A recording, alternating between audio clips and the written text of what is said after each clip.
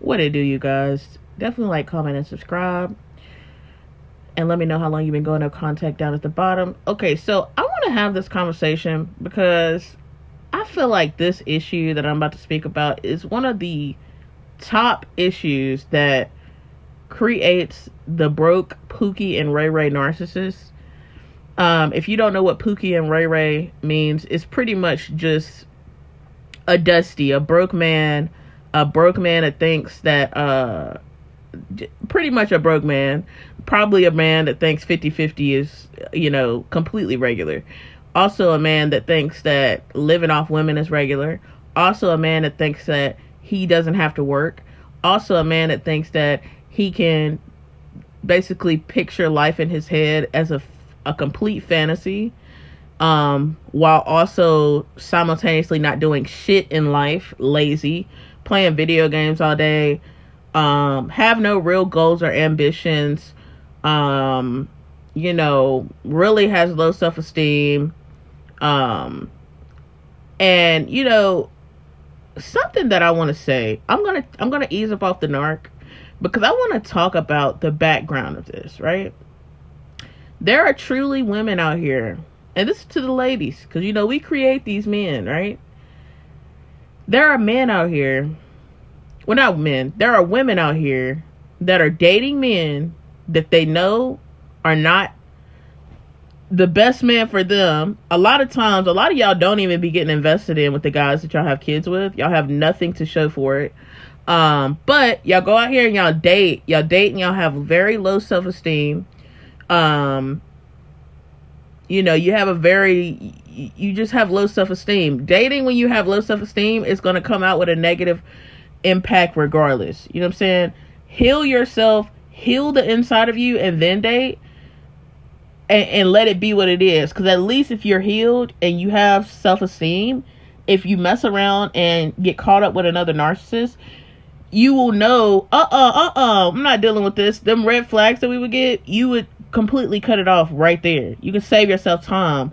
But a desperate person that has a low self-esteem is the main people that are getting finessed in the dating world, right?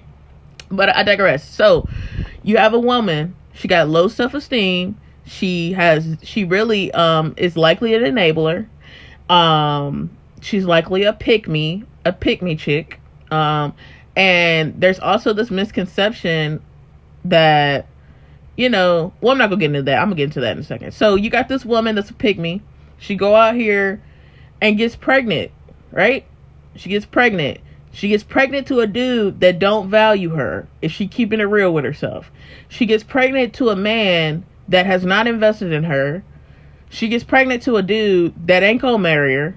She gets pregnant to a dude that she's gonna get nothing out of this deal. You just got pregnant, but you're not gonna get nothing out of this deal. You are not this man's wife. You are not anything like that, right? And I know this is kind of harsh, but a lot of the men, you gotta watch having kids with men and they have not invested in you. I feel like, if a man hasn't invested in you, it's so serious how you should take how a man invests in you and who, if he does or not, is so important. Because not only when you have a child with this person that has not invested in you, doesn't really value you, and just, don't really care about you, and hasn't even really tried to show you in any type of way they really care about you, but you're now pregnant, you're going to risk your life to have a child potentially that you could die from this. Like, having kids, you can literally die from it. And, you're choosing to have a baby with somebody. You have no support. And I don't like, and that's another rhetoric I don't like. And I'm going to jump right back on the topic, but I don't like the rhetoric that it takes a village to raise a child. Y'all say anything to absolve yourself of the accountability of having children in situations where you just were being careless because you have extremely low self-esteem and you have no confidence. It does not take a village to raise a child. And this exact thinking is why so many kids end up getting abused. This is why so many kids end up having parents that think that, they just stupid. Like, imagine being the second child of a parent like that, and your mom keeps having kids over and over, and she can barely even have time with you because she has to work half the day, right? But she keeps having kids over and over again and expecting a village to raise your kids. Nobody's raising your fucking kids. A lot of times y'all have a kid and y'all be making the oldest kid take care of the kids or watch after the kids. That's not your child's responsibility either, on top of that. But I mean, I get how that can work sometimes, but it's not a child's responsibility. I don't feel like you should put stress on a child that has nothing to do with them. Please. Okay? And I don't think that you single moms that do this, I think that y'all don't consider how that child feels, because they're not coming to the world to be a helper for you. You know what I'm saying? Like, they're a child. Let them be a child and let them not have to deal with that. If they want to go out and have their own kids and take care of their kids and feel like they're basically a second mother to the kids of their own, do that. Have your own kids. Take care of your own kids. It's not a child's responsibility to take care of kids that the mother keeps having that she can't really afford or have time to spend quality time with. You know what I'm saying? I digress. Back to topic. So you have women go out here have low self-esteem, have a kid with a dude. However a dude treats you, I don't even care if you're married to the dude, because a lot of y'all are marrying Dusties. The Dusties have heard us saying, get married. If he don't marry you, he don't care about you. Blah, blah, blah. Marriage only matters to people that are actually loyal. Okay? Narcissists are not loyal. Okay? So all y'all that are going out here having kids with narcs, you're gonna get dogged the fuck out. It's not gonna go how you want it to go whatsoever. I'm gonna make a separate video about that, but it's not gonna go how you think it's gonna go. And however a man treats you prior to you getting pregnant is exactly how that man is probably gonna treat your kids. And if you are a woman that is a pushover and allows yourself to be constantly disrespected, what they're gonna do is they're also, they're going to treat your kids like that. And then your kids going to be resenting you, because it's going to all fall back on you at the end. Okay? When your kids don't have a good relationship with their father, when your kids, feel some type of way about the fact that their parent is not around, and they feel some type of way that, I'm going to keep it real. When your kids get older, there's going to be a point where they're going to think, and they're going to look at their life, and they're going to look at the people around them, and they're going to look at TV and all these shows that are showing families that are full, with mom, dad, and kids, this is pretty much all TV shows. They're going to look at their life, and they're going to be like, they're going to be like, oh, wow, all these people out here, they have all these types of families, but I have an incomplete family, right? And your kids, they may start resenting you. And you may be trying to tell your mother or whoever, you may be trying to tell them like how stuff affects you, because growing up without a parent in your life is so hurtful. It is such a debilitating thing. And I think and this is a different topic, but I just want to make this point. I think that when you have a parent that's a narc, that makes you, pretty much brainwashes you into thinking that they're a good parent, but they're actually really abusive and really manipulative and really just a narc, basically.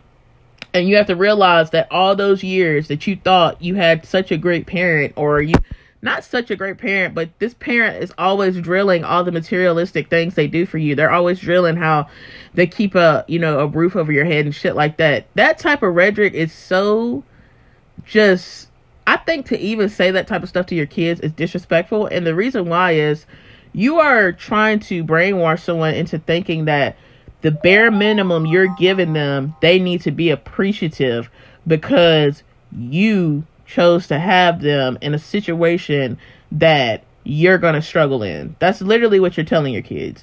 Your kids don't owe you nothing. All of y'all be having kids with these dudes that don't give a damn about you, okay? And y'all know what it feels like when dudes don't care and they go on with their life and they act like you don't even exist, like your existence never even was a thing, right?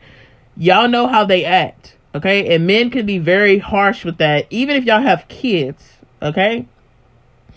So, you go out here, you have a kid with this dude, your child is now, you guys have been, you've been taking care of your kid, which is what you're supposed to do because you're the mother. Nobody else had your kid.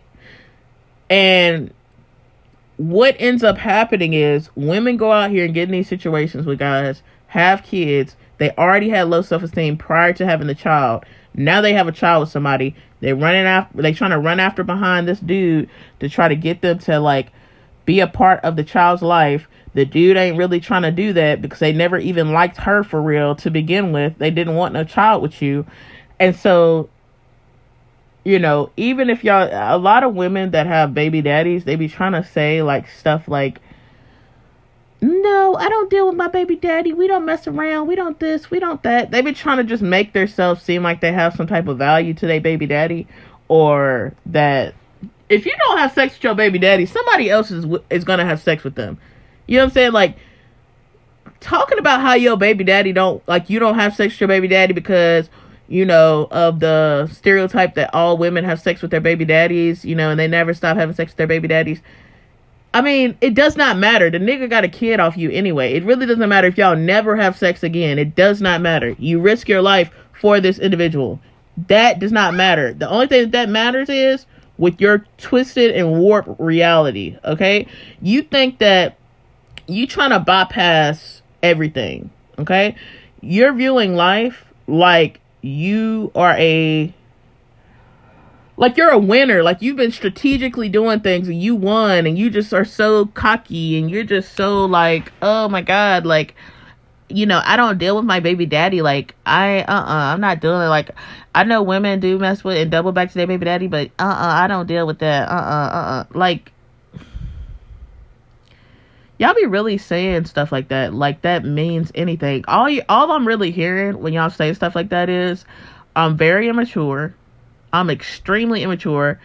You know, and I lack accountability and awareness. You know, I've turned this whole situation into something where I'm a hero for my children. You know, but not only am I a hero, you know, it's totally this other person's fault that they don't want to be a part of my child's life. You know, and I'm the only person doing for my child. You know, and I see a lot of this rhetoric like online, and it's just really, really low vibrational and idiotic, you know, rhetoric. Like, it's just so weird. Like, and I feel like a lot of single mothers, they're not looking at life with reality. And I think when you have, based on how y'all see y'all acting, it seems like when you have children, y'all's brain, like the way that y'all view stuff, the way that y'all kind of like think, it's like it changes. Like, you know what I'm saying?